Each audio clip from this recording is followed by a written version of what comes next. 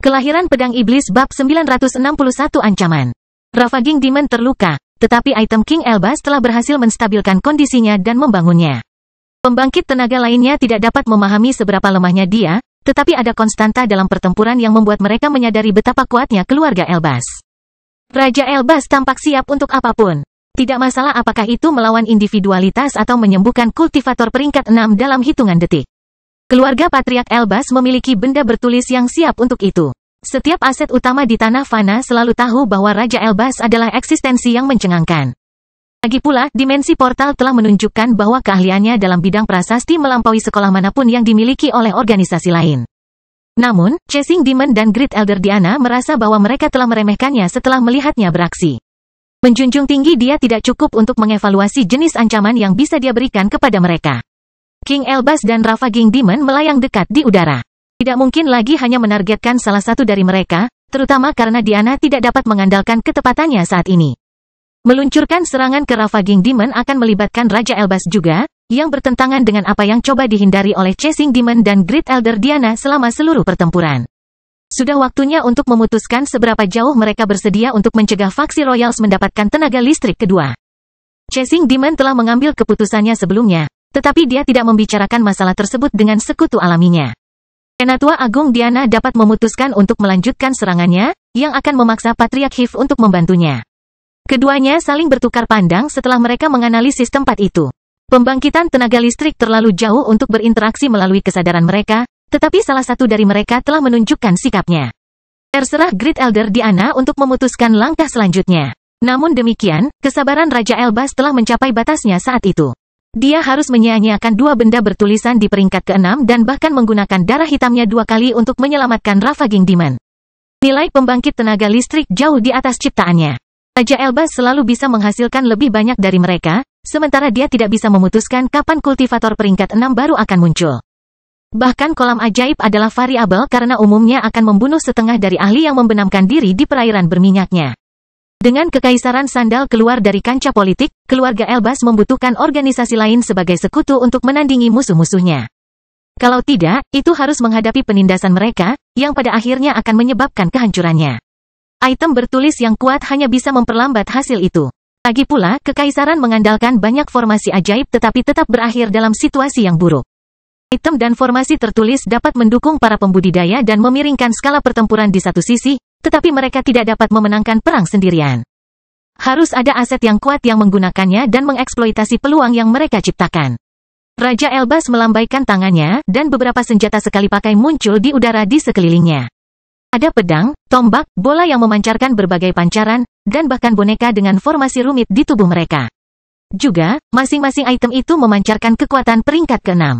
Raja Elbas tidak mengaktifkan senjatanya, tetapi dia berbicara dengan nada kesal untuk mengumumkan sikapnya kepada dua pembangkit tenaga listrik yang menargetkan Ravaging Demon. Ini hanya sebagian kecil dari aset saya. Tak perlu dikatakan bahwa melihat begitu banyak senjata ampuh membuat Chasing Demon dan Great Elder Diana ragu. Masing-masing item itu mampu menandingi kekuatan mantra mereka. Beberapa dari mereka bahkan memiliki efek misterius yang tidak dapat dilihat oleh pembangkit tenaga listrik dalam situasi itu. Tentu saja, baik Chasing Demon dan Diana telah mengukir item mereka sendiri.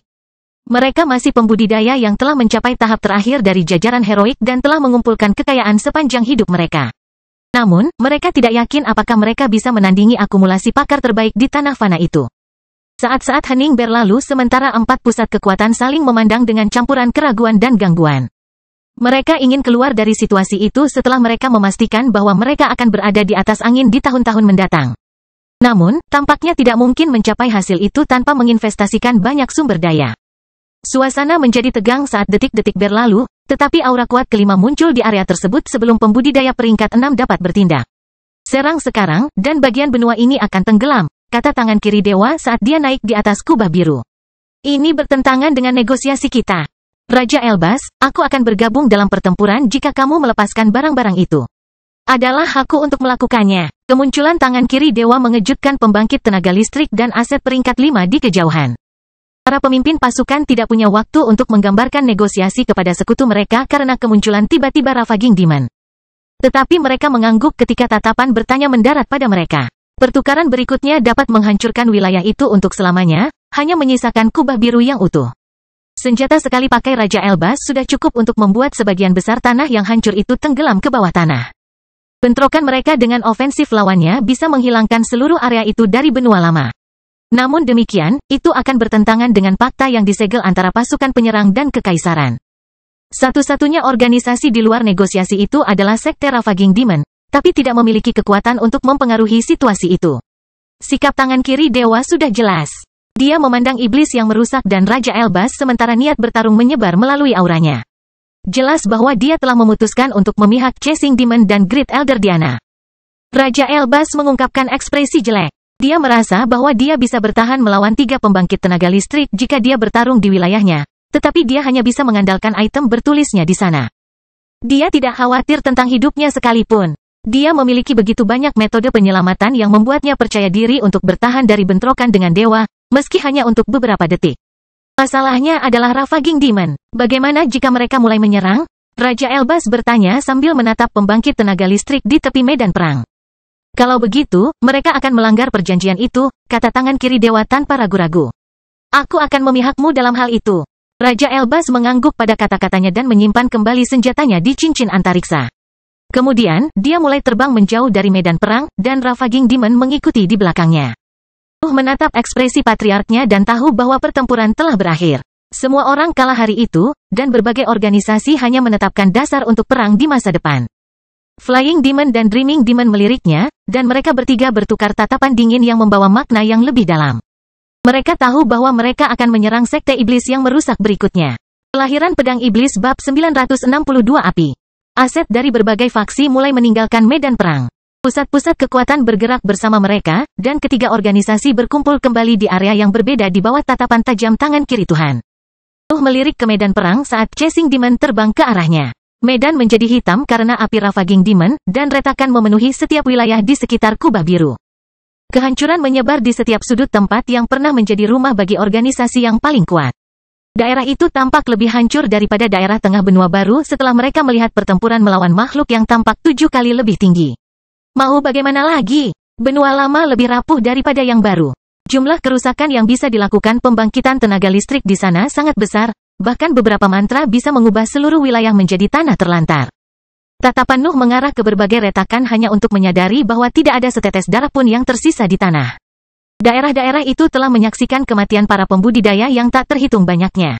Namun, pertempuran para pembangkit tenaga listrik telah menghapus setiap jejak keberadaan mereka. Elder Austin, Daniel, dan Amos telah menghilang selama serangan tiba-tiba Ravaging Demon, dan tidak ada yang melihat mereka setelah itu. Tentu saja, semua orang di Hive tahu bahwa mereka telah mati. Benda suci Daniel hanya berhasil menyelamatkan tetua di dekatnya, dan Nuh selamat dari kobaran api pertama karena iblis pemusnah ingin dia hidup. Fakta bahwa dia menderita luka lebih sedikit dari yang diharapkan hanyalah sebuah kasus. Lagi pula, tidak ada yang bahkan mulai memprediksi bahwa dia memiliki sahabat darah yang hanya terbuat dari energi yang lebih tinggi. Nuh tidak pernah menjadi tipe sentimental. Bahkan kematian Lily dan William tidak bisa membuatnya surece. Dia menjadi lebih terbuka pada sisi kemanusiaannya selama bertahun-tahun, tetapi aspek dirinya tidak pernah berubah. Kematian terjadi lebih sering daripada yang disukai siapapun, terutama jika menyangkut kultivasi dunia. Bencana alam atau keinginan dari keberadaan yang kuat dapat merenggut nyawa makhluk yang telah membunuh selama berabad-abad dalam waktu kurang dari sekejap. Beberapa menyebut itu takdir, tetapi Nuh tahu bahwa itu adalah masalah keberuntungan. Penggarap bisa berlatih sekeras mungkin dan bersiap untuk setiap kemungkinan, tapi selalu ada sesuatu yang bisa merenggut nyawa mereka jika mereka tidak berdiri di puncak. Pertempuran baru-baru ini adalah bukti dari pemikiran itu. Chasing Demon dan Great Elder Diana telah melakukan yang terbaik untuk membunuh Ravaging Demon, tetapi campur tangan Raja Elbas telah merusak rencana mereka. Satu makhluk di puncak dunia telah mampu membalikkan meja pertempuran yang tidak berdaya. Begitulah pengaruh kultivator terkuat di tanah fana itu. Tetap saja, pikir Nuh ketika dia mengalihkan pandangannya untuk bergabung dengan sekutunya dalam retret mereka, bahkan dia tidak bisa berbuat apa-apa melawan pemimpin binatang bersayap. Puncaknya tidak ada di sini. Kami hanya semut yang mencoba mengangkat kepala kami untuk pertama kalinya. Kematian aset peringkat 5 itu membuatnya murung. Dalam perjalanan kembali ke wilayah Hive, pikiran Nuh berkelana di antara rencananya untuk menjadi lebih kuat, meski beberapa kenangan muncul dari waktu ke waktu. Kenangan itu sebagian besar berasal dari interaksinya dengan Penatua Austin. Nuh ingat pertempuran mereka di benua baru ketika Hive belum mengklaim beberapa wilayah di bawah panjinya. Dia mengingat kembali pelajaran tentang individualitas dan saat-saat ketika dia harus melukai tubuh hibridanya. Ada juga kenangan tentang Daniel. Nuh tidak lupa bagaimana dia telah meninggalkan harga dirinya dan keyakinannya terhadap leluhurnya untuk memberikan masa depan yang lebih baik kepada penduduk asli tanah fana lainnya. Mereka berdua sudah mati sekarang, tetapi mereka berhasil mempengaruhi perjalanan kultivasi Nuh, meski hanya sebagian kecil. Berkabung untuk mereka hampir membuang-buang waktu dalam pandangannya, tetapi melupakan mereka akan menyangkal manfaat yang diperoleh Nuh berkat mereka. Keheningan memerintah di antara aset Hive saat mereka mencapai Kepulauan Karang untuk kembali ke pantai barat daya benua baru.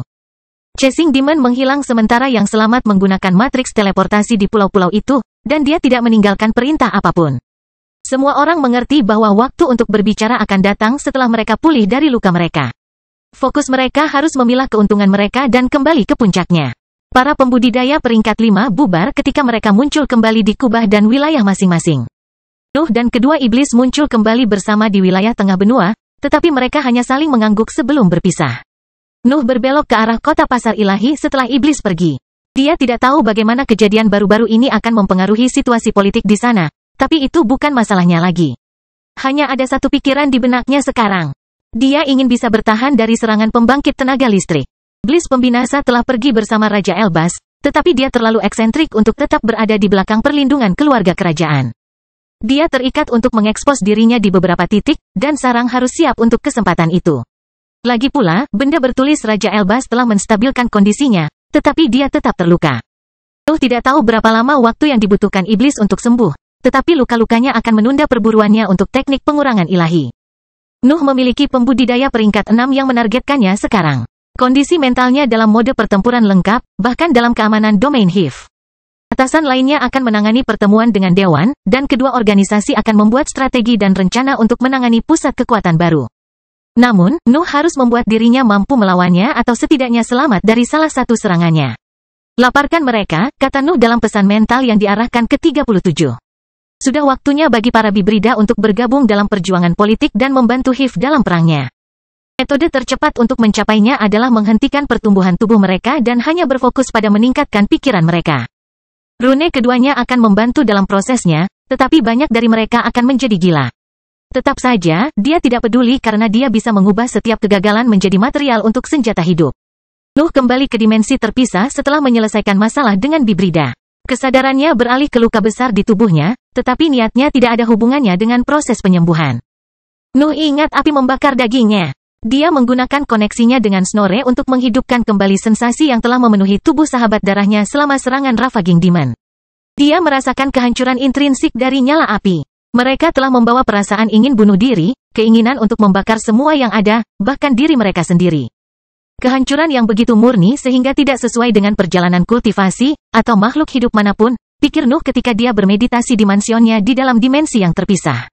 Tangannya yang tersisa terbuka pada saat itu, dan api hitam muncul di telapak tangannya. Kelahiran pedang iblis bab 963 dunia. Nyala api bergetar hebat di telapak tangan Nuh. Itu menghancurkan kehancuran yang ingin mempengaruhi seluruh dunia dan bahan bakar yang sama yang menciptakannya. Tentu saja, Nuh menahan efek destruktifnya dan pemutusan hanya memengaruhi udara di sekitarnya. Nyala api adalah perlawanan dari individualitas Ravaging Demon, jadi seharusnya tidak menciptakan energi primer dengan auranya. Namun, fakta bahwa materi gelap merupakan evolusi dari bayangan Nuh membuat energi primer tetap muncul. Keluaran energi primer lebih rendah dari kemampuannya yang lain. Api itu berbeda dengan sambaran petirnya. Kehancurannya menyebar bahkan pada energi primer yang diciptakannya, mengurangi jumlah di udara. Sungguh individualitas yang menyusahkan, pikir Nuh ketika percikan kecil muncul di sebelah nyala api.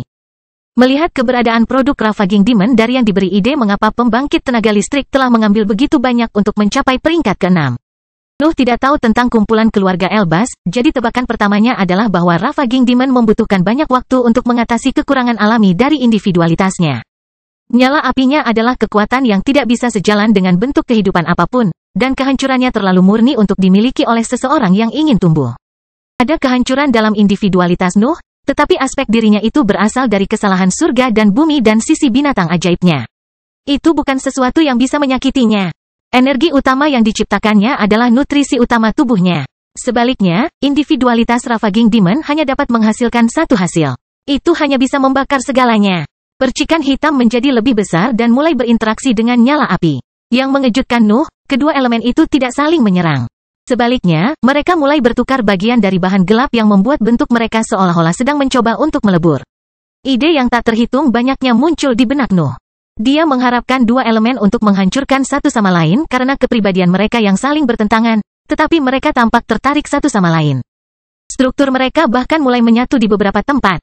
Nyala api dan percikan berhasil melakukan identifikasi hanya sebagian kecil dari materi gelap mereka, tetapi terus berinteraksi tanpa merusak struktur masing-masing.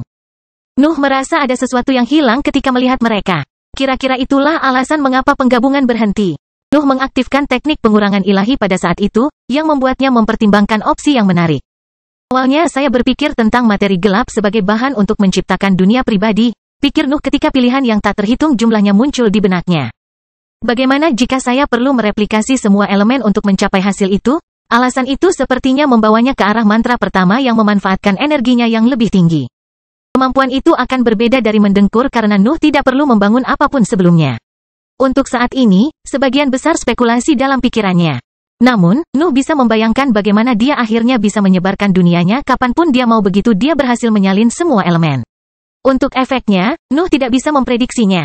Itu semua ada di kepalanya, jadi dia segera mengesampingkan masalah itu untuk fokus pada masalah mendesak lainnya. Seorang pembudidaya peringkat 6 sedang memburunya.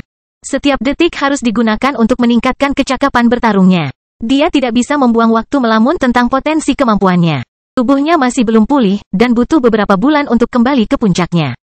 Bahkan obat Divine Demon tidak dapat mempercepat proses penyembuhan terlalu banyak karena kebutuhan hibrid yang sangat besar. Tetap saja, hal yang sama berlaku untuk Ravaging Demon karena tingkat kultivasinya yang tinggi. Pembangkit tenaga listrik pasti membutuhkan beberapa tahun untuk sembuh dari luka-lukanya sepenuhnya. Juga, Nuh tidak berniat untuk tetap tinggal di periode itu karena luka-lukanya. Salah satu keuntungan menjadi hibrid adalah dia bisa fokus pada banyak proyek, bahkan dalam keadaan miskinnya. Nuh tidak dapat melanjutkan penciptaan seni bela diri karena dia kehilangan beberapa anggota tubuh. Tetapi dia dapat menganalisisnya dengan teknik pengurangan ilahi untuk menyelesaikan pekerjaan teoretis. Sementara itu, dia bisa menerapkan api barunya ke gaya bertarungnya dan menangani pertumbuhan bibrida. Makhluk-makhluk itu akan sangat menderita di periode berikutnya karena HIV sangat membutuhkan aset yang kuat untuk menggantikan kerugian yang diderita selama perang. Kelaparan bibrida untuk fokus pada peningkatan kemampuan mental mereka akan membuat banyak dari mereka menjadi gila, tapi itu adalah pendekatan tercepat untuk mendapatkan prajurit yang berharga. Adapun api barunya, fakta bahwa dia tidak memiliki lengan tidak menghalangi kemampuannya untuk menempa. Dia bisa menerapkannya ke dalam tubuh mendengkur dan meningkatkan kekuatannya secara keseluruhan. Berbulan-bulan berlalu dengan cepat sementara Nuh tetap berada di mansionnya di dalam dimensi yang terpisah. Penatua Julia akan menghubunginya dari waktu ke waktu untuk memberitahu dia tentang situasi politik dunia luar. Tetap saja, dia hanya melaporkan suasana tegang, tanpa pertarungan yang sebenarnya di antara organisasi. Tampaknya setiap kekuatan menghadapi kekalahan mereka dan bersiap untuk bentrokan yang tak terhindarkan yang akan terjadi di masa depan. Tidak ada berita tentang Ravaging Demon, tetapi HIV mengadakan banyak pertemuan dengan para petinggi dewan untuk menyegel aliansi yang langgeng. Di antara tiga pasukan penyerang, dewan paling menderita akibat tindakan pembangkit tenaga listrik. Ravaging Demon tidak hanya membunuh banyak aset kuat selama serangan mendadaknya. Sekte-sekte di bawah panjinya bahkan telah memberontak dan mengklaim sebagian dari bangsa kepausan, merongrong sebagian besar fondasi dewan. Sepertiga dari semua sekte di bawah dewan telah meninggalkan kekuasaannya. Mereka telah menciptakan wilayah merdeka di dalam negara Papral, menciptakan kekuatan yang mirip dengan Kepulauan Karang di hari-hari setelah kemerdekaannya. Satu-satunya perbedaan adalah asetnya jauh lebih banyak karena mereka berasal dari sekte yang telah berkembang lama di dalam salah satu organisasi terkuat. Juga, itu mendapat dukungan dari keluarga Elbas, yang memberikan kekuatan baru itu dengan benda-benda bertulis yang dimaksudkan untuk mempertahankan perbatasannya. Adapun Kekaisaran Sandal, itu memberikan sumber daya yang dijanjikan selama negosiasi penyerahannya. Mereka membahas banyak formasi pertempuran dan beberapa metode prasasti yang telah menghilang dari dunia selama ribuan tahun. Namun, Kekaisaran tidak memberikan formasi kehidupan kedua, dan penjajah memiliki pengaruh terbatas karena kubah biru akan membuat Kekaisaran bertahan selama bertahun-tahun. Beberapa mantra elemen kegelapan tiba di Noah juga, tetapi dia tidak menganalisisnya saat dia sibuk memulihkan dan meningkatkan mendengkur. Bahkan pedang iblisnya perlu disembuhkan, jadi dia tidak berhasil berkultivasi banyak di bulan-bulan itu. Namun, Nuh mulai sering meninggalkan dimensi terpisah begitu tubuh dan pedangnya kembali ke puncaknya. Meningkatkan dengkuran adalah sesuatu yang bisa dia lakukan di waktu luangnya. Tetapi dia harus menyelesaikan perpaduan seni bela diri dan mantranya, selain mengisi kembali tumpukan mayat binatang buas. Kelahiran Pedang Iblis bab 964 kontak. Nuh menyelesaikan perbaikan pada tubuh Snorre di antara pencarian dan eksperimennya dengan seni bela diri. Pikiran untuk fokus menciptakan kembali elemen lain telah melintas di benaknya, tetapi dia akhirnya menekannya. Dia tidak tahu apa yang memicu kemampuannya untuk membuat ulang elemen. Tidak ada pola tetap, itu adalah sensasi yang dimulai dari instingnya dan muncul setelah itu bisa berbentuk pikiran. Bidang itu terlalu kabur untuk dijelajahi ketika dia memiliki begitu banyak proyek yang siap untuknya. Kumpulan mayatnya kembali ke keadaan semula dengan cepat karena wilayah sarang sangat besar saat itu. Bibrida yang gagal mempertahankannya membantu mengisi kembali cincin luar angkasanya juga karena pembuatan senjata hidup masih ditahan. Adapun seni bela dirinya, Nuh telah memilih untuk membuat bentuk yang bisa menyamai mantra penggabungan untuk menambahkan perangkat yang kuat pada kemampuan bertahannya. Memiliki teknik gerakan yang bisa menandingi kekuatan bentuk kedua dari seni bela dirinya akan menjadi tambahan yang bagus untuk peperangannya. Menyelesaikan untuk meningkatkan rekan darah meluangkan waktu untuk memeriksa mantra yang diperoleh dari Kekaisaran Sandal. Itu adalah dua diagram dengan kekuatan di peringkat kelima dan dimaksudkan untuk bayangan pembudidaya, tetapi hanya satu dari mereka yang tampak cocok untuk bayangannya. Mantra pertama memiliki efek penyembuhan. Namanya Rahim Gelap dan perbaikan seorang kultivator dengan selaput tebal yang mempercepat pemulihan jaringan dan pusat kekuatan. Namun, individualitas Nuh sama sekali tidak cocok dengan kemampuan itu. Dia awalnya mengira bahwa sifat penyembuhan yang diwariskan oleh tubuh Yin akan membantunya mengaktifkan mantra, tetapi bayangannya tampaknya bahkan tidak mampu membuat membran. Tentu saja, Nuh tidak memberikannya ke inventaris Hive meskipun dia tidak dapat menggunakannya. Energinya yang lebih tinggi baru saja mulai menunjukkan potensi sebenarnya. Ada kemungkinan itu bisa menjadi bahan bakar yang mampu mengaktifkan mantra yang tidak sesuai dengan individualitasnya. Namun, Nuh harus memodifikasi diagram mantra dan mengubah citranya sehingga mereka dapat menggunakan materi gelapnya. Itu adalah sesuatu yang mirip dengan menciptakan metode prasasti baru, yang sekarang tidak mungkin karena energinya yang lebih tinggi belum mengungkapkan semua sifatnya. Mantra kedua memanfaatkan properti khusus dari elemen kegelapan. Namanya Black Mark, dan itu bekerja sebagai racun yang mampu melemahkan makhluk hidup dari waktu ke waktu. Itu berbeda dari mantra Dit Area. Mantra tanda hitam menambahkan lapisan berat beracun ke setiap kemampuan dan memengaruhi pusat kekuatan keberadaan apapun begitu memasuki sistem mereka. Nuh memiliki lebih sedikit harapan untuk mantra itu, tetapi ternyata penghancuran individualitasnya sangat cocok dengan sifat berbisa dari tanda hitam. Itu mengubah struktur racun yang sebenarnya, tetapi tetap mempertahankan kekuatannya yang berbahaya. Mantra itu membutuhkan beberapa modifikasi untuk mengekspresikan potensi penuhnya saat dipasangkan dengan kegelapan Nuh. Tetapi itu adalah kemampuan berguna yang akan membuat serangannya jauh lebih berbahaya. Itu bahkan berlaku untuk serangan mentalnya karena racunnya memiliki sifat halus. Tes dengan seni bela dirinya berjalan dengan baik. Nuh akhirnya menciptakan bentuk yang bisa mengekspresikan kekuatan fisiknya dan menyamai efek mantra penggabungan. Prosesnya memakan waktu 2 tahun, dan masih ada beberapa penyesuaian yang harus dia selesaikan sebelum dia bisa menggunakannya dalam pertempuran dengan benar. Namun, fase yang paling menantang telah berakhir. Nuh hampir mengambil langkah pertama menuju penciptaan sekolahnya.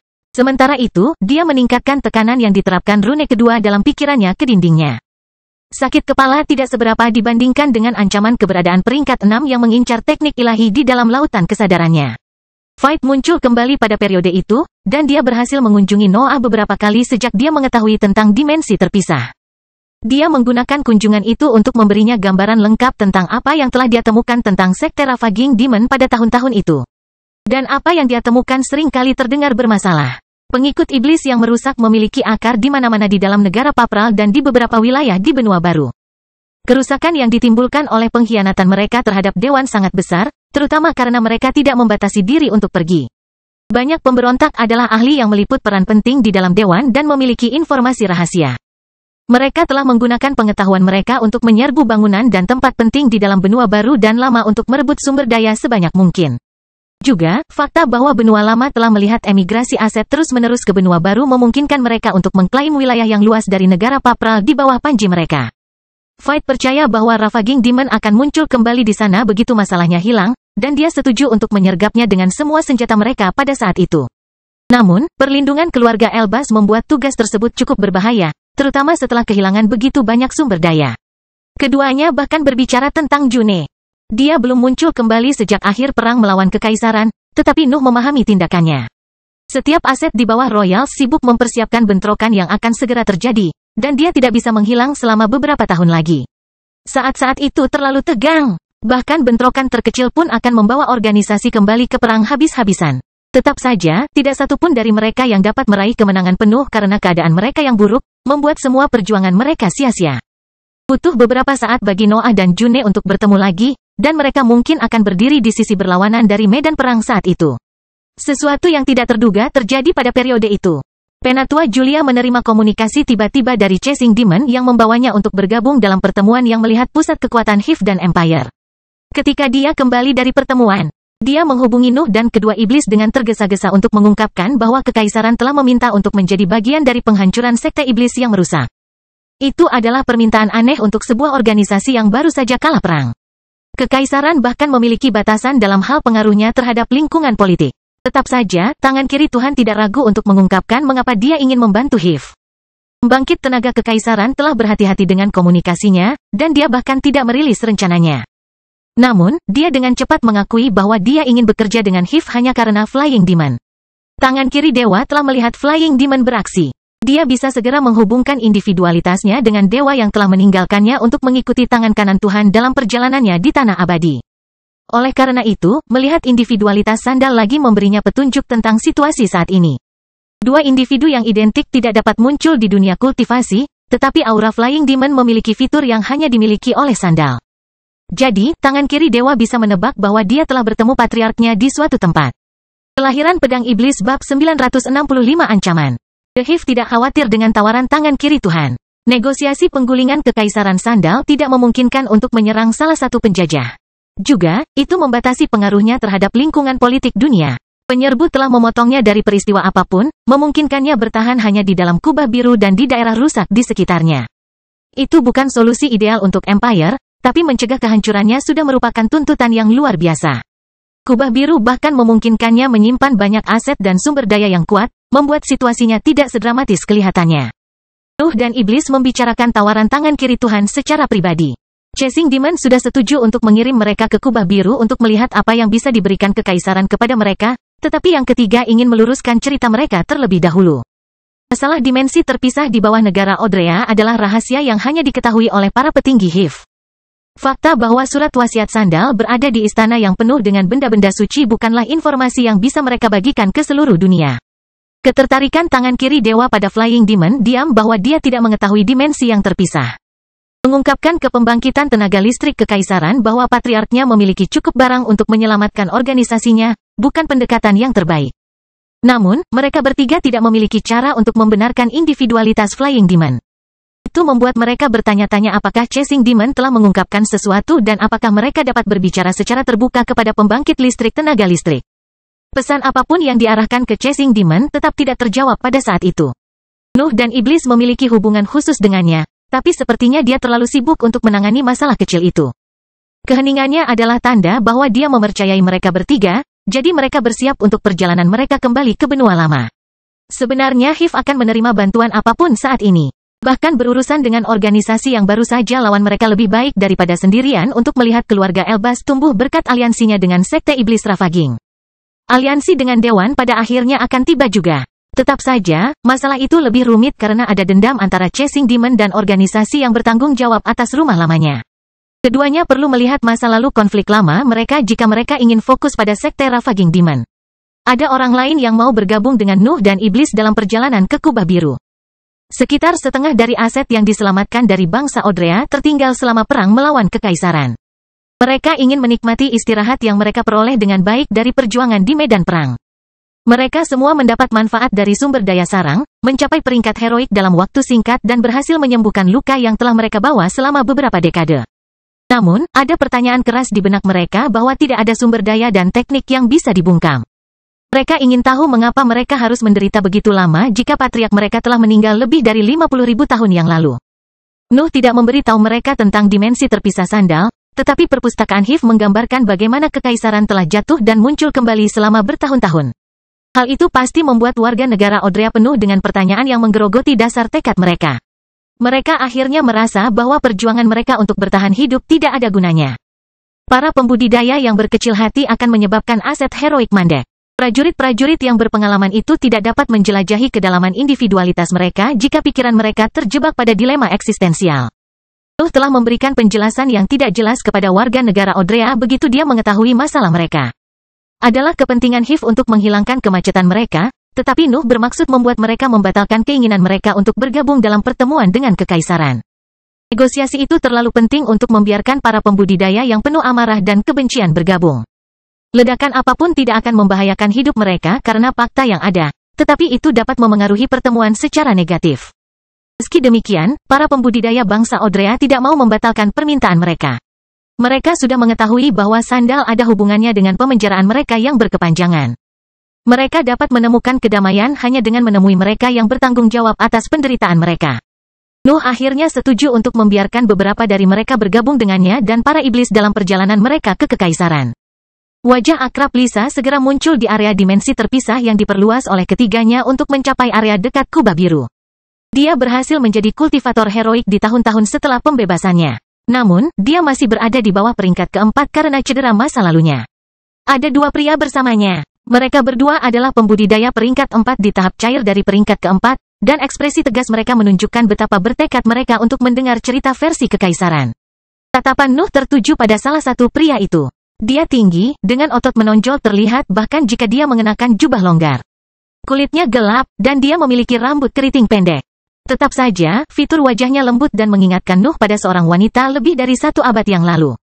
Lisa mau tidak mau menghindari tatapan Nuh ketika dia duduk agak jauh dari 3 pembudidaya peringkat 5. Perilakunya membuatnya mengerti bahwa pria itu memiliki hubungan dengan Nina dan bahwa Lisa mungkin mengajaknya untuk memohon niat baik Noah. Kamu bisa bicara, kata Noah ketika dia menyadari bahwa pria itu menatap punggungnya dengan ekspresi intens. Mata pria itu melebar, dan dia berlutut untuk bersujud ke arah Nuh. Lisa dan pembudidaya lainnya melakukan hal yang sama ketika mereka melihatnya meninggalkan iblis di dekat mereka. Tuan Pangeran Iblis, kata pria itu sambil mengangkat kepalanya untuk melihat sosok Nuh yang mengambang, aku Luke, cucu Nina. Nuh tidak menjawab tetapi terus memeriksa Luke dengan tatapan dingin. Mengapa kita berurusan dengan kekaisaran? Luke akhirnya bertanya ketika dia melihat bahwa Nuh tidak berniat membantunya melalui pertanyaannya. Mengapa kita tidak membalas kematian yang tak terhitung jumlahnya yang melanda rumah karena keinginan dewa? Nuh tidak langsung menjawab. Dia tahu bahwa sulit bagi seorang pahlawan muda untuk menerima tindakan sandal, tetapi tidak banyak yang bisa dia katakan untuk mengangkat semangatnya. Ketidakadilan dunia manusia adalah sesuatu yang telah dia terima bahkan sebelum bertransmigrasi. Tidak ada jawaban nyata untuk pertanyaan Luke. Karena kita tidak bisa, kata Noah akhirnya.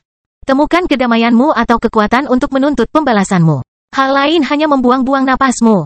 Nuh hendak berbalik saat itu, tetapi dia menambahkan sesuatu dengan suara yang merupakan campuran dari kata-kata manusia dan geraman sebelum bergabung kembali dengan iblis. Pastikan untuk berperilaku di sana. Kelahiran Pedang Iblis bab 966 kejutan. Ancaman Nuh membungkam 3 pembudidaya dari bangsa Odrea. Tetap saja, mereka tidak merasa marah karenanya. Satu-satunya fakta bahwa dia telah menggunakan waktunya yang berharga untuk menjawab pertanyaan mereka membuat mereka lebih menghargai penyelamat mereka. Yang benar adalah bahwa mereka tahu tempat mereka. Mereka hanyalah bidak yang tertangkap di tengah permainan yang dimainkan oleh dewa. Mereka adalah korban tak bernama yang memiliki perang manapun, dan mereka hanya bisa menyalahkan nasib buruk mereka untuk itu. Bergabung dengan pertemuan dengan kekuatan kehancuran melayani satu-satunya tujuan membebaskan pikiran mereka dari emosi yang menutupi jalan mereka. Para pembudidaya lain yang diselamatkan dari bangsa Odrea berbagi perasaan mereka dan ingin melihat utusan mereka menghadapi kekuatan yang telah membuat mereka dipenjara selama bertahun-tahun. Nuh dan para iblis membentangkan dimensi terpisah hingga mereka mencapai area di bawah kubah biru sebelum menghubungi pasukan kekaisaran. Setelah menerima jawaban mereka, mereka memasang pintu yang mengarah ke salah satu celah besar di wilayah tersebut. Dugaan dunia HIF memiliki metode rahasia untuk mengangkut pasukannya. Sebaliknya, organisasi lain tidak dapat menjelaskan peristiwa di negara Utra. Juga, banyak kejadian di mana waktu bala bantuannya tidak tepat. Namun demikian, kecurigaan sesuatu berbeda dengan yakin akan hal itu. The HIF dapat menutup telinga terhadap tuduhan apapun karena organisasi lain tidak memiliki bukti. Pelapisan kembali di bagian bawah salah satu celah juga melayani tujuan itu. Menempatkan pintu keluar di bawah kubah biru akan memberikan petunjuk yang tidak perlu ke kubah. Nuh dan iblis menggali jalan menuju kubah dan mengirim pesan lain ke kontak mereka. Sebuah terowongan muncul di tanah di dalam cahaya pada saat itu, dan 6 pembudidaya heroik muncul di belakang perlindungan yang memancarkan aura ilahi. Mereka adalah 3 wanita dan 3 pria, dan mereka memberi isyarat kepada kelompok dari HIF untuk maju. Cahaya biru tidak menghalangi jalan mereka, dan sebuah dunia baru terbentang begitu mereka menjerumuskan perbatasan kubah. Kehadiran yang tak terhitung jumlahnya muncul dalam jangkauan kesadaran mereka.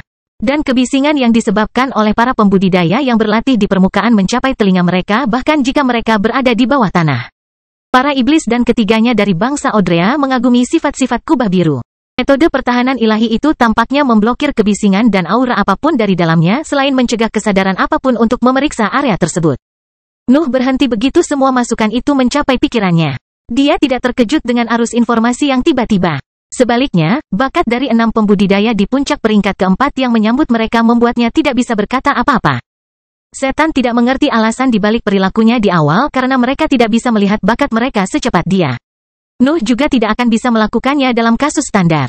Tetap saja, situasi itu sama sekali tidak biasa. Noah bisa merasakan rasa keakraban yang datang dari mereka bertiga dan sensasi yang saling bertentangan dari yang lain. Tidak butuh waktu sedetik pun baginya untuk menyadari bahwa dia sedang menghadapi para pembudidaya dengan bakat terang dan gelap. Apakah kamu pikir kamu dan Daniel Ude adalah satu-satunya di dunia? Sebuah suara yang akrab bergema di terowongan bawah tanah, dan sosok Ichistare segera terlihat oleh kelompok itu. Setelah bertengkar dengannya berkali-kali, Nuh tidak merasakan bahaya yang datang darinya. Ichistare adalah lawan yang layak ketika dia berada di tahap gas, tapi dia akhirnya mengalahkannya.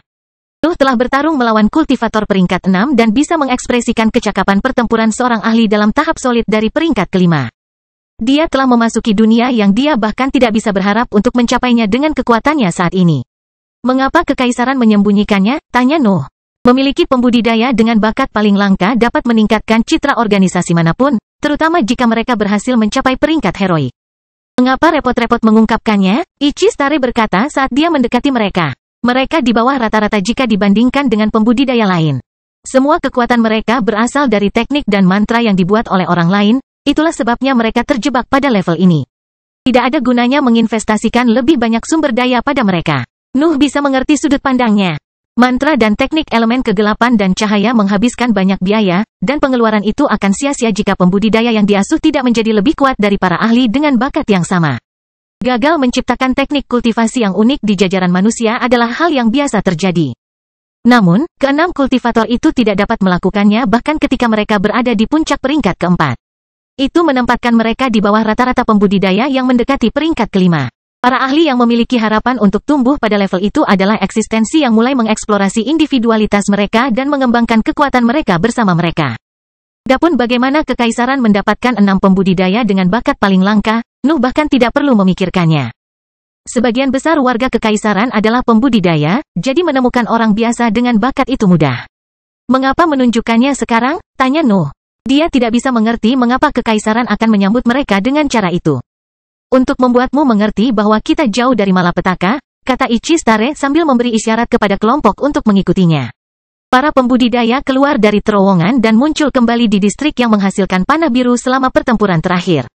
Keenam pembudidaya dengan bakat langka bubar pada saat itu, tetapi kelompok dari Hiv terlalu fokus pada struktur terapung sehingga tidak peduli dengan kepergian mereka. Kekaisaran masih berkembang, kata Ichistare saat dia terbang ke langit untuk terbang menuju struktur terapung. Kami berharap kamu menyerah begitu kamu melihat item pertahanan ilahi kami, tetapi penampilan Ravaging Demon telah mengejutkan kami. Sekarang kami membutuhkan lebih banyak wilayah untuk menghentikan penurunan kami. Nuh dan yang lainnya mengikutinya. Tetapi mata mereka tetap tertuju pada daratan besar yang melayang di langit. Seolah-olah seluruh wilayah telah memperoleh kemampuan untuk terbang dan tidak ingin kembali ke tanah. Istana mewah dan kastil tinggi muncul di permukaan struktur terapung. Garis-garis bersinar yang tak terhitung jumlahnya memenuhi tanah tandusnya, yang menciptakan pemandangan warna-warni yang membuat dasar bangunan bersinar dengan cahaya yang menyilaukan. Tangan kiri dewa sedang menunggumu di kastil itu, kata Ichistare sambil menunjuk ke struktur tertinggi di sisi kanan wilayah terbang. Ikuti aku. Kelompok itu mengikutinya dan bergerak menuju kastil yang tinggi. Tatapan Nuh sering mengarah ke tengah wilayah untuk memeriksa bangunan menjulang tinggi yang menyerupai gunung. Itu adalah satu-satunya tempat di seluruh area di mana tidak ada prasasti. Ichistare memperhatikan tatapannya dan berbicara sambil memasang ekspresi bangga. Itu tahta yang maha kuasa. Saat dia duduk di sana, aura ketuhanannya menyebar ke seluruh wilayah kita dan melebarkan jalan menuju peringkat yang lebih tinggi. Kelahiran Pedang Iblis bab 967 penawaran. Pemandangan dari atas bangunan terapung itu sangat menakjubkan. Setiap bangunan di daerah itu adalah daerah pelatihan yang cocok untuk makhluk yang berada di dekat puncak barisan kepahlawanan. Seolah-olah kekaisaran telah menemukan kekayaan yang terkumpul selama bertahun-tahun untuk membangun surga bagi para pembudidaya. Udara di sana bahkan menyerupai bagian dari tanah abadi. Nafas di lingkungan begitu kental sehingga formasi di tanah tetap aktif tanpa sumber listrik. 3 bangunan menonjol dari bangunan lainnya. Ada kastil tinggi di sisi kanan wilayah terapung, bangunan mirip gunung di tengahnya, dan menara gelap di area kirinya. Kastil dan menara membocorkan aura kuat yang membawa perasaan keras. Nuh merasa seolah-olah berada di depan bencana alam, siap melampiaskan kemarahan buta mereka ke dunia. Sebaliknya, gunung itu mengeluarkan perasaan statis. Segala sesuatu di sekitar areanya tampak tidak bergerak seolah terjebak dalam waktu. Satu-satunya kata yang dapat ditemukan Nuh untuk menggambarkan auranya adalah abadi, tetapi dia tidak yakin bahwa kesadarannya dapat memahami kekuatan sebenarnya dari struktur itu. Tatapan es mendarat di permukaan struktur terbang ketika kelompok itu mendekati kastil tangan kiri dewa. Mereka berjalan di garis bersinar yang memenuhi tanah dan di antara gedung-gedung mewah yang diperuntukkan bagi para kultivator heroik terbaik di Kekaisaran. Tak perlu dikatakan bahwa hidup di antara pembangkit tenaga listrik adalah masalah besar bagi warga kerajaan. Ichistare menatap gedung-gedung itu dengan rasa hormat dan iri, mengungkapkan bahwa seseorang di levelnya pun tidak memiliki akses ke area itu. Dreaming Demon tidak terlalu peduli dengan strukturnya. Perhatiannya tertuju pada garis-garis bersinar di bawahnya, yang dia pelajari saat mereka berjalan melewati wilayah terapung. Ekspresinya segera menunjukkan keheranan dan semangat, dan matanya melesat di antara berbagai baris dalam upaya yang berantakan untuk menghafalnya. Jangan repot-repot, kata Ichistare ketika dia melihat tindakan iblis itu. Ini adalah replika dari formasi Second Life. Ini hampir tidak berfungsi sebagaimana adanya. Mengatasi beberapa baris bahkan tidak akan menghasilkan efek. Mata Noah dan Flying Demon tertuju pada kata-katanya. Formasi ajaib yang telah menciptakan begitu banyak masalah dalam perang berada tepat di bawah kaki mereka. Mereka tidak bisa menahan rasa ingin tahu mereka. Bagaimana kamu bisa menyebarkan sesuatu yang begitu rumit di benua baru? Setan mimpi bertanya. Kami tidak melakukannya, jawab Ichistare. Kami meningkatkan jangkauan struktur ini sehingga bisa mencapai tanah tersebut. Balasan Ichistare tampak jujur, yang mengejutkan 3 pembudidaya peringkat 5. Namun, mereka mengerti mengapa dia tidak repot-repot menahan informasi. Garis-garis di tanah begitu rumit sehingga bahkan pikiran mereka yang kuat pun merasa sulit untuk menghafalnya. Aura kompleks yang bocor juga, yang membuat mereka mustahil untuk dipahami di tempat. Ichistare tahu bahwa Nuh dan Iblis tidak memiliki kesempatan untuk mempelajari sesuatu dari adegan itu. Raja Elbas adalah satu-satunya keberadaan di dunia yang dapat memahami sesuatu dari pandangan sekilas itu, tetapi bahkan dia harus berjuang untuk menghafalnya. Beberapa aura jarang muncul dari waktu ke waktu saat mereka berjalan. Ada beberapa pembudidaya yang saat ini tinggal di sana, tetapi mereka tampaknya tidak tertarik untuk bertemu dengan kelompok dari HIV.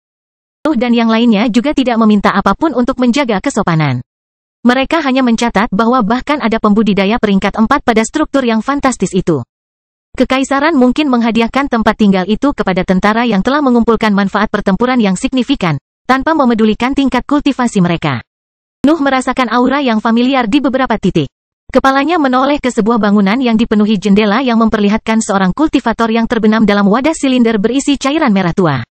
Kau melakukan trik bagus padanya, Ichistare menjelaskan. Formasi kehidupan kedua telah membawanya kembali, tetapi keberadaannya tidak dapat menemukan keharmonisan yang tepat sejak kamu mengambil gantiannya. Dia belum bangun. Pria di dalam wadah itu adalah bulu besi. Kultivator panggung padat yang telah dibunuh Nuh dan Penatua Julia dalam pertempuran terakhir melawan Kekaisaran.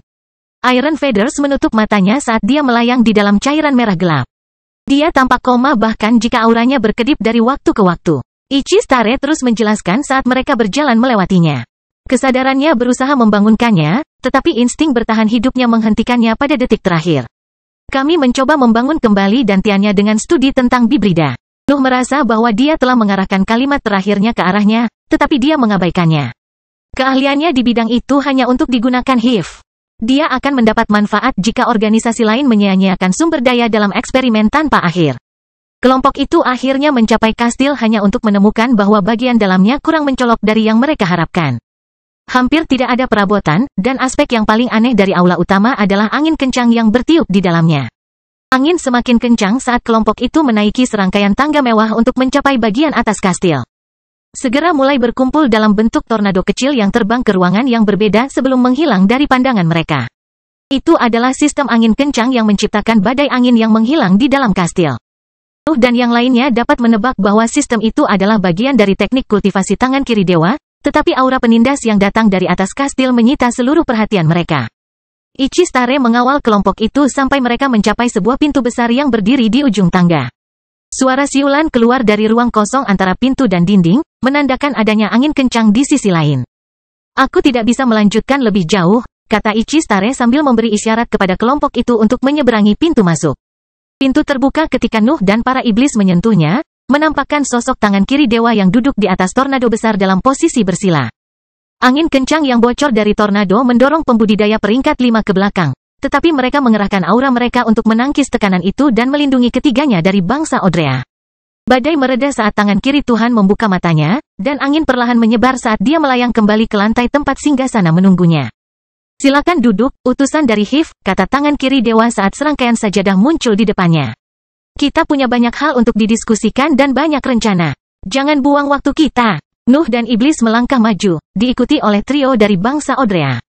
Namun, mereka tidak langsung duduk untuk berpegang pada pendekatan yang telah mereka rencanakan.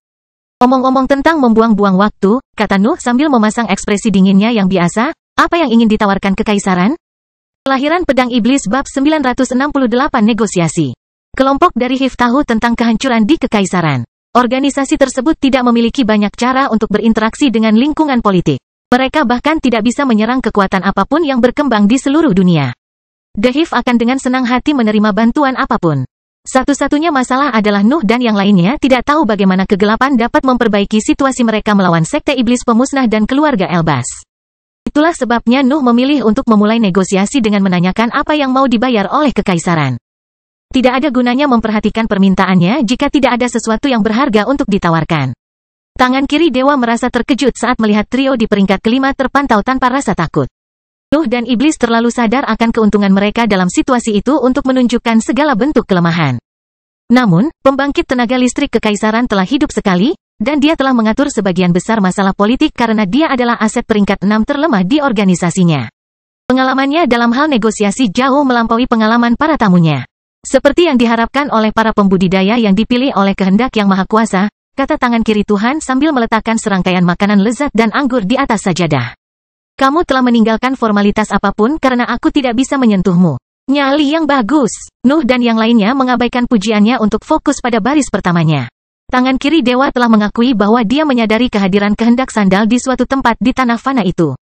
Aku mengerti kesulitanmu, kata tangan kiri Tuhan saat melihat ekspresi para tamunya. Yang Maha Kuasa telah mencoba berbagai pendekatan selama ribuan tahun. Saya dan tangan kanan telah memberitahu tentang misinya sejak kami mencapai peringkat ke-6. Mengapa kamu tidak menyelamatkan kekaisaran dengan itu? Dreaming Demon mulai berbicara, tetapi aura pembangkit tenaga listrik tiba-tiba melonjak dan memotong pertanyaannya. Saya tidak ingin tahu di mana kehendaknya, tangan kiri Tuhan menjelaskan. Saya tidak ingin tahu apa isi dimensi terpisahnya. Saya sama sekali tidak ingin tahu apa-apa. Apakah kita jelas? Auranya terus meningkat intensitasnya setelah dia menyelesaikan pertanyaannya. Pembuluh darahnya membengkak karena tekanannya hampir melukai para pembudidaya di depannya. Beberapa tetes darah juga keluar dari matanya. Fakta bahwa dia mengancam nyawa tamunya telah mengaktifkan pembatasan itu, menyebabkan luka dalam. Namun, tangan kiri dewa tampaknya tidak peduli dengan mereka. Dia ingin menunjukkan tekadnya ketika sampai pada pernyataannya sebelumnya, dan kelompok dari Hif hanya bisa mengangguk untuk menjawabnya. Tekanannya menghilang ketika tangan kiri dewa melihat gerakan itu, dan dia kembali berbicara dengan nada tenang. Yang Maha Kuasa mencurigai sejumlah besar kultivator di luar sistem surga dan bumi akan naik ke tanah abadi. Membuat kekaisaran bertahan adalah tantangan saya, perjuangan saya untuk mencapai langit. Saya tidak dapat menerima bantuannya. Para kultivator dari negara Odrea tidak mengerti apa yang dia maksud dengan kata-katanya, tetapi trio di peringkat kelima merasakan emosi yang saling bertentangan muncul di dalam pikiran mereka. Di satu sisi, mereka menganggap keputusan tangan kiri Tuhan itu bodoh. Lagi pula, patriarknya memiliki begitu banyak benda suci sehingga seluruh dunia akan runtuh di bawah kekuatan mereka. Tidak ada kultivator yang bisa menahan godaan itu, terutama yang berlabel iblis. Di sisi lain, kepercayaan pembangkit tenaga listrik pada misi sandal membuat mereka tidak bisa berkata-kata. Dia rela membiarkan organisasinya berantakan untuk mematuhi tugas patriarknya. Menghadapi rintangan yang diletakkan dunia di depannya tanpa bantuan pasti akan membantu individualitasnya. Namun, opsi lain tidak mencegah hal itu terjadi. Apakah kamu memiliki kesempatan untuk menyelamatkan orang-orangmu? Luke berkata pada suatu saat. Dia tidak mengerti sebagian besar dari percakapan itu, tapi sepertinya tangan kiri Tuhan sengaja menolak menggunakan aset yang kuat untuk meningkatkan individualitasnya. Pembangkit tenaga itu memandang ke arah trio dari negara Odrea dengan ekspresi penasaran. Dia merasa terkejut ketika dia melihat pembudidaya peringkat 4 dengan Nuh dan Iblis, tetapi pemahaman muncul ketika dia melihat wajah mereka untuk kedua kalinya. Aku mengerti, kata pembangkit tenaga listrik. Kamu telah banyak membantu Yang Maha Kuasa. Ketekunanmu patut dipuji. Kalian yang selamat telah menerima hadiah terbaik. Hadiah apa? Lisa meledak pada saat itu. Dia telah melihat terlalu banyak prajuritnya mati dan terlalu banyak penderitaan untuk ditahan dalam situasi itu. Kami memberikan hidup kami berkali-kali karena kebohongan, karena permainan sakit dari kegagalan dewa. Mata tangan kiri dewa melesat sesaat ketika dia mendengar hinaan terhadap patriarknya. Namun, dia dengan cepat ingat bahwa tindakan apapun terhadap pembudidaya peringkat 4 dapat membunuhnya.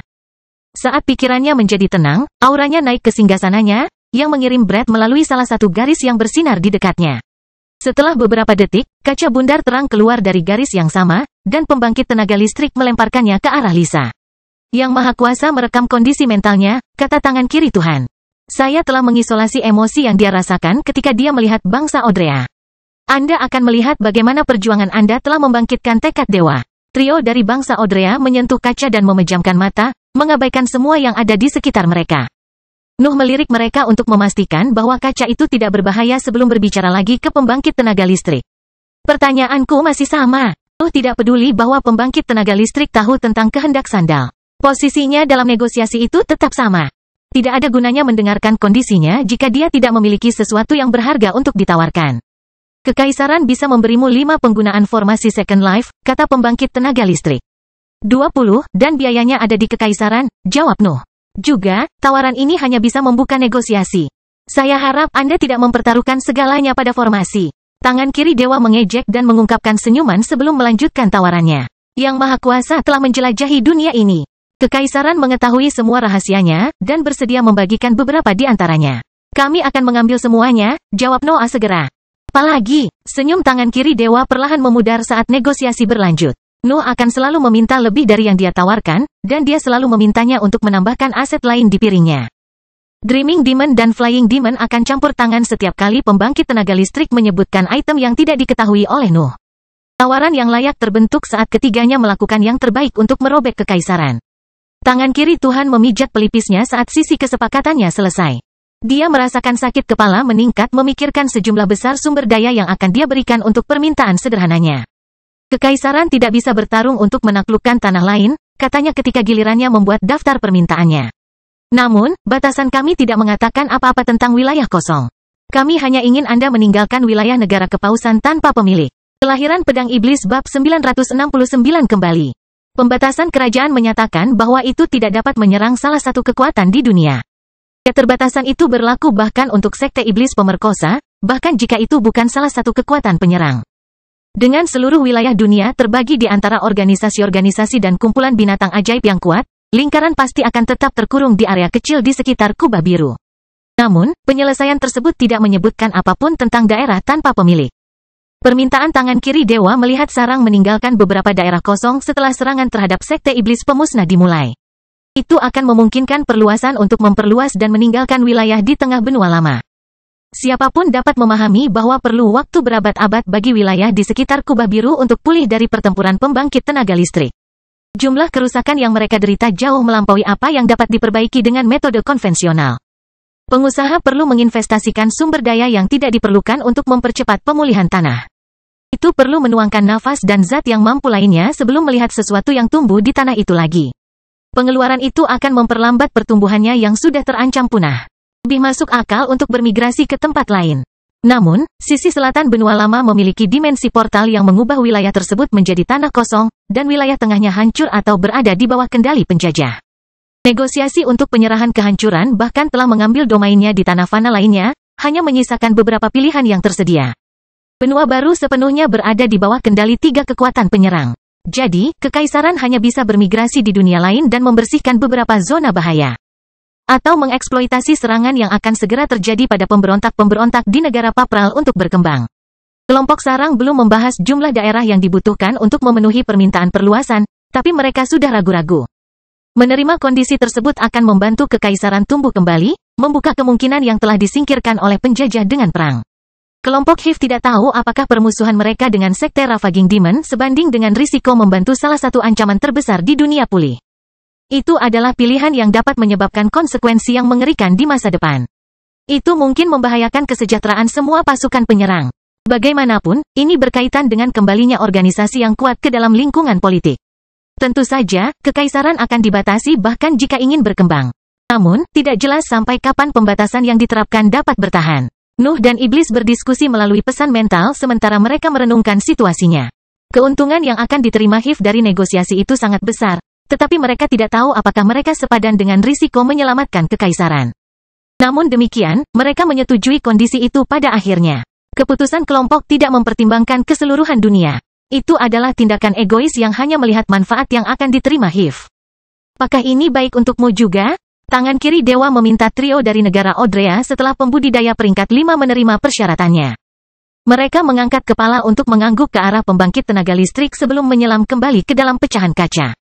Itu mungkin untuk memahami dari ekspresi mereka bahwa kondisi mental mereka telah membaik setelah mengintip item itu.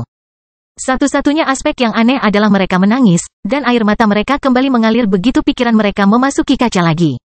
Kelompok dari Hiv tetap berada di aula itu selama beberapa jam untuk meninjau detail perjanjian mereka dan menikmati makanan lezat yang ditawarkan oleh pembangkit tenaga listrik. Mereka akhirnya harus meninggalkan klaim apapun atas negara kepausan untuk memaksa kekaisaran menyetujui semua yang telah mereka tetapkan sebelumnya. Mereka tidak bersumpah ketika negosiasi berakhir. Tidak perlu menyia-nyiakan barang berharga yang tertulis untuk menangani hal-hal itu. Kekaisaran hanya akan memberikan setengah dari apa yang telah dijanjikan dan perlahan-lahan mengirimkan sisa sumber daya saat memperoleh wilayah. Setelah pertemuan berakhir, rombongan dari Hiv kembali ke celah, di mana pintu masuk untuk dimensi terpisah hanya berisi sebagian dari barang yang dijanjikan.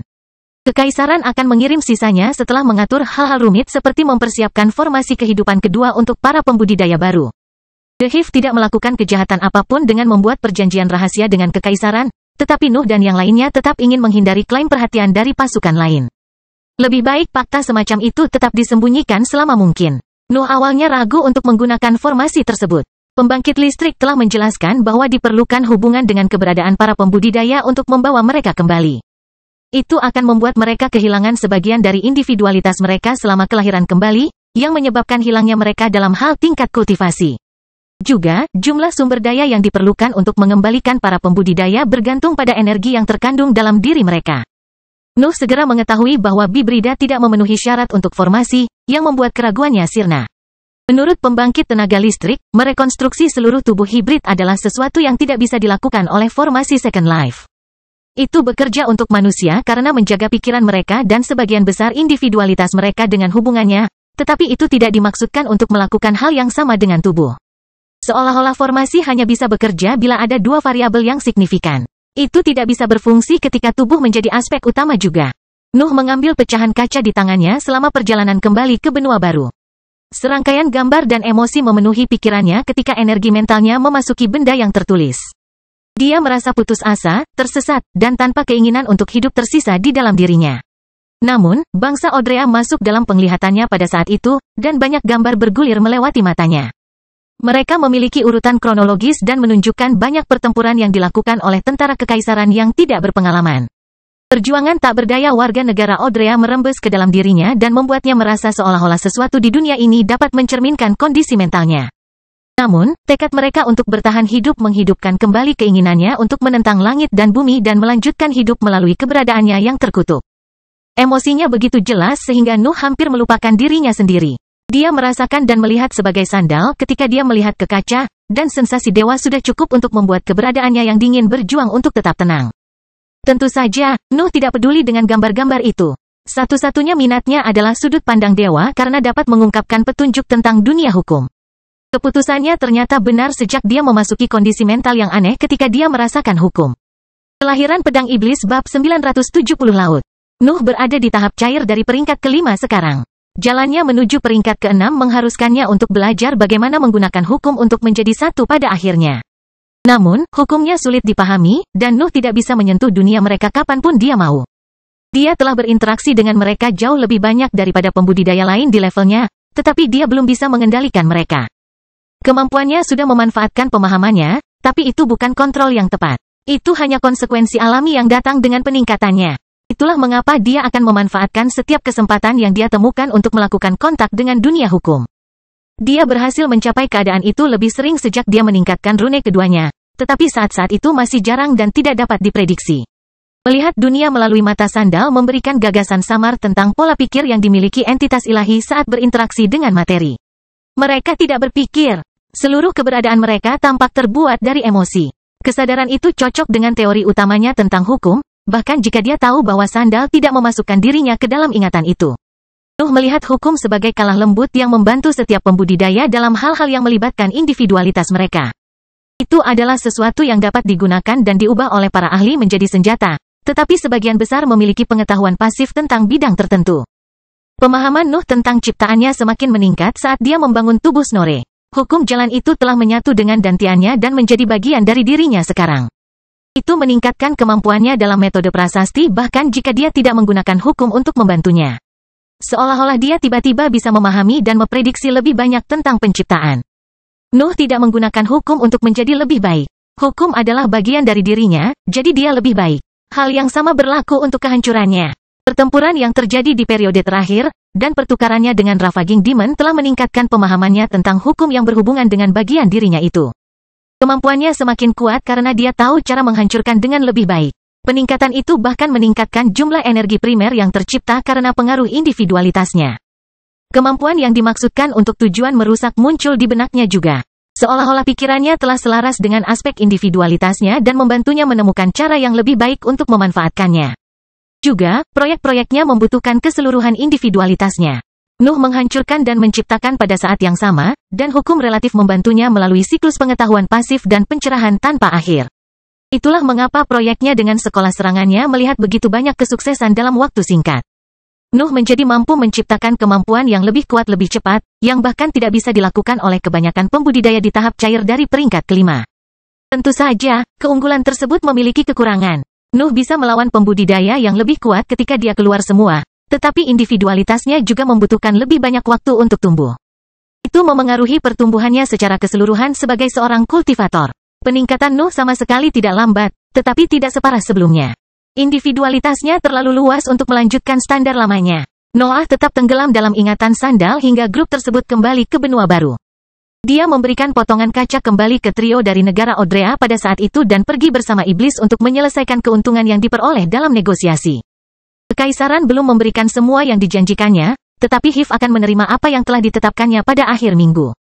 Lagi pula, masalah yang paling rumit menyangkut formasi kehidupan kedua. Yang lainnya hanya tentang menyalin buku-buku lama dan mengumpulkan banyak sumber. Karena Nuh telah kehilangan akses ke formasi bahkan sebelum dia dapat memutuskan masalah itu. Dia merasa sangat ingin melihat potongan-potongan informasi yang telah dikumpulkan kekaisaran berkat Tuhannya. Nuh tahu bahwa ada beberapa zona bahaya peringkat 6, tetapi fauna laut tetap tidak jelas, dan pasti ada banyak tempat berharga yang tersembunyi di suatu tempat. Harapannya ternyata tepat ketika peta terperinci dari tanah fana itu tiba melalui bola yang telah dipilih Hif untuk berkomunikasi dan bertukar item.